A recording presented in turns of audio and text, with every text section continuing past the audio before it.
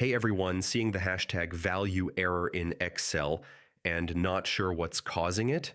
Yeah, that one can be pretty frustrating. In this quick guide, I'll show you the most common reasons this error appears and how to fix it step by step. So, let's get into it.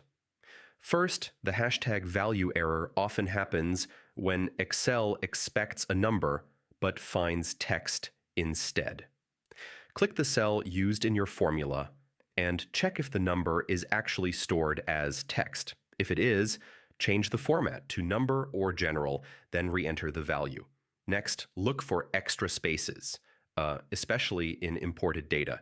Even one hidden space can trigger the error. Select the affected cells and use the trim function to clean them. For example, type equals trim, open parenthesis, select the cell, and close parenthesis.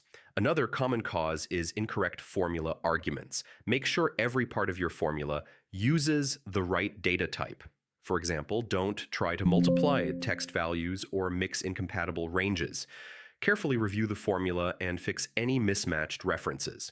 Sometimes the issue is hidden, non-printable characters. Yeah, this happens a lot with copied data.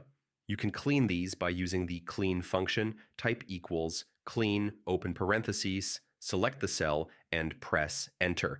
If you still see the error, use Excel's Evaluate Formula tool. Go to the Formulas tab and click Evaluate Formula. This lets you step through the calculation and find exactly where the hashtag value error appears. Super helpful for complex sheets. Finally, if the formula is technically correct but errors may still appear, wrap it with iferror. For example, type equals iferror, your formula, comma, and the value you want to show instead. This won't fix the root cause, but it keeps your sheet clean. And that's it. One of these methods should eliminate the hashtag value error in Excel. If this helped you out, consider liking the video and subscribing for more quick Excel fixes. Thanks for watching, and I'll see you in the next